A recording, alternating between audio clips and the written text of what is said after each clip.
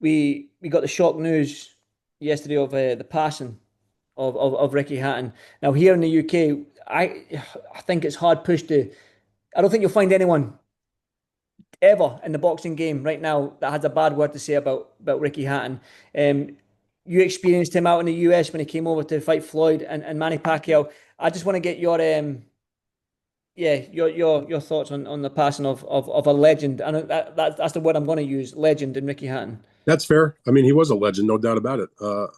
I enjoyed every one of my interactions with Ricky Hatton. I covered 6 of his fights in America. Uh, as good of a guy to deal with as you could ask for. I've said this. I said this before he died. Like if every top fighter treated the media members the way that Ricky dealt with us, it would be a beautiful thing because he was always a cool guy and he knew he got criticized about this or that, and he just never really seemed to give a shit. He'd be like, they're doing their job, I'm doing mine, and he'd offer to buy you a beer pretty much. That was just the type of guy he is. So I was very privileged to cover those fights, to get to know Ricky. I went back and I was looking. I had just traded some DMs with him in July. Not that we kept in touch on a regular basis or anything, but when they had announced that he was going to come out of his retirement and do this middleweight fight in the UAE at the end of the year, I had messaged him about that and a couple of questions, and wished him the good luck training and the whole thing. And he wrote back, and we had a nice little back and forth. And that's the last time I was in touch with him. But Ricky was I'd never seen anything like that in terms of a guy that was so beloved by his fan base that would travel to the ends of the earth for him. And what I always appreciated about Hatton was the fact that he became this big global mega superstar in boxing, made crazy amounts of money, but that didn't change him.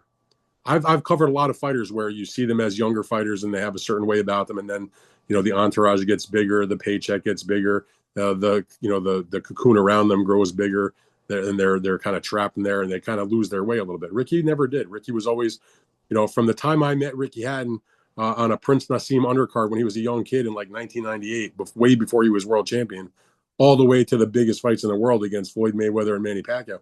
He was just the same guy, and I appreciate that. He didn't let the fame and the money and all the attention, it never really changed him. He was still just a regular type of guy that you could just want to go hang out with, or play darts with, or have a drink with, or whatever. I mean, he was always with a good sense of humor. When he was not in the fight, but there was, like, let's say a British fighter that was coming to Vegas to fight, and Ricky would come over to hang out. Sometimes the promoter would. So we did this a couple of times through the years, set up like a lunch with a few of the writers to just sit down and talk to Ricky about his plans or his career or whatever, to see if you get like a decent story or a column. And he was always funny, joking around, pleasure to be with, slap you on the back. Like, those were really good times. I mean, I miss those times. I mean, I can still picture, sitting in like the coffee shop with him at one of these lunches at like the Mandalay Bay before a big fight, and shooting the shit with him, and always with a good story to tell. And then when he got in the ring, I mean, he fought his rear end off. He was just a swarming, aggressive kind of guy, winging those body shots. And when he lost, it was dramatic, and when he won, it was often dramatic. And I even to this day, this has even nothing to do with the fact that Ricky passed. Like, it still comes up when you think about the atmospheres of fights. That people always ask, like, what's the best atmosphere? And I always talk about among the greatest that I've ever been in. The whole fight week was when he fought Floyd. And that was not because nothing against Floyd, but that was really because of Ricky's fans. As the statistics go, the MGM Grand Garden Arena holds for boxing around 18,000 people.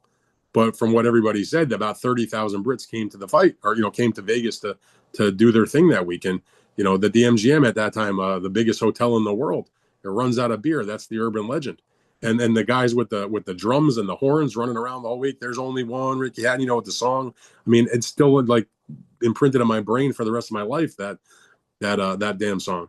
But it's I was still awake when the fight was over. I was still writing in my room after Canelo and Crawford, and when I saw it come across my social media that he had passed, I didn't necessarily believe it at first because I didn't recognize the message I had saw. But then when I saw things, I started to like hunt around a little bit. I saw that there was a posting from Frank Warren, and there was some postings on there. There was one by Marco Antonio Barrera, who was very close to Ricky, and some stuff from like not Prince Nassim, from Amir Khan. I posted a message at that point, and then I looked and I saw the article that was in the Manchester newspaper. Obviously, that's Ricky's hometown paper. I was really bummed out. I mean, what can you say? I mean, 46 years old, obviously, a young man. Beautiful. He's had a son, the daughters, a granddaughter. I mean, just felt terrible about that. I mean, he was such a good dude to deal with, and he was a tremendous fighter.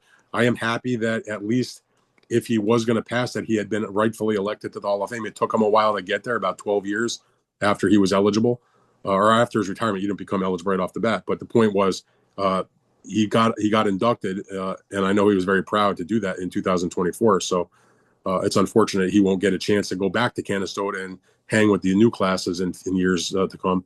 But just a great ambassador for boxing. I mean, I don't know anybody in boxing at all that says bad about Ricky Hatton, and that's other fighters liked him, media liked him, the promoters liked him. I mean, if that's the legacy, that you were a two-time, two-division world champion, and you made a lot of money, were involved in some humongous mega fights, and you left the sport and nobody had anything bad to say about you, that's a pretty good legacy. Yeah, I agree, man. Like you're just talking about, he sold out the MGM Grand twice over for that fight. The Yeah. fans that he brought over. I don't think we'll ever see that again. And yeah, I met Ricky 100 times as well, loads of times, and he was always the nicest guy, making me laugh and stuff like that. So yeah, he's going to be sorely missed. And yeah, my thoughts and prayers are with his friends and family, and I'm sure you Oh, do the absolutely, same. absolutely. Well, Right that before we hopped on this Zoom, because I wanted to do this before, but I just didn't have a chance because I was traveling all day Sunday after the fight. I've known and been friendly with Art Palullo from Banner Promotions for 25 years, and when Ricky came to America, uh, he had fought here on a Frank Warren. Like I said, he fought on like the Prince Nassim card back in like the 90s.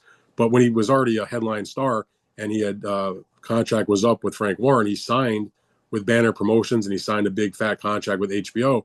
And so Artie had, some fights with him, including when he won the welterweight title against Collazo. And as I said, I've been friendly with Artie for a long time. I called him this afternoon right before we got in a Zoom call, and we were sort of just thinking over old times, the good times. Because even all these years later, with Ricky retired and already not doing as many events or anything like that, he still maintained a friendship with Ricky, and he had just spoken to him not that long ago. So we were just sort of talking about our good times we had with Ricky during those years.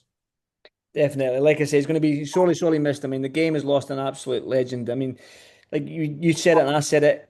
Not one person on this planet has a bad word to say about Ricky. Not just boxing, but I think every sort of where he went in life. I He think. respected his opponents. He Mhm. respected the press. He respected the game. Uh, that's what you want. 100%. Dan, as always, mate, I do appreciate everything you do. Every time, I love your stuff, love the way you work. And like I say, every time, if you want to support and help Dan, there's links to your Substack, your articles, your YouTube, and your podcast as well below this I'll tell you, video. I wrote an extensive piece on Ricky that's now on my Substack. It's a newsletter you can get in your email, but it also lives on a website. A lot of the material is behind the paywall because that's how I make a living. But the Ricky Hatton obituary is free and open for anybody to read. So I would hope that they might go to danrayfield.substack.com and read the piece I wrote about Ricky. Yeah, I'm going to go and do that, Dan. Listen, thank you so much. As always, always nice to speak to you, man. I love the way you analyze boxing, and I think the Thank you. fans do too. I don't know if you read the comment section on YouTube, but Once in a while, once in a while, yeah. But everyone some loves you. good, some bad. It's not. Listen, I'll tell you what, it's probably 99% good. Dan, thank you so much, mate. I hope you have a great rest of your day here there in the US. And until next time, I'll speak to you soon. Okay, Andrew. Thank you, sir. Thank you, Dan. Thank you.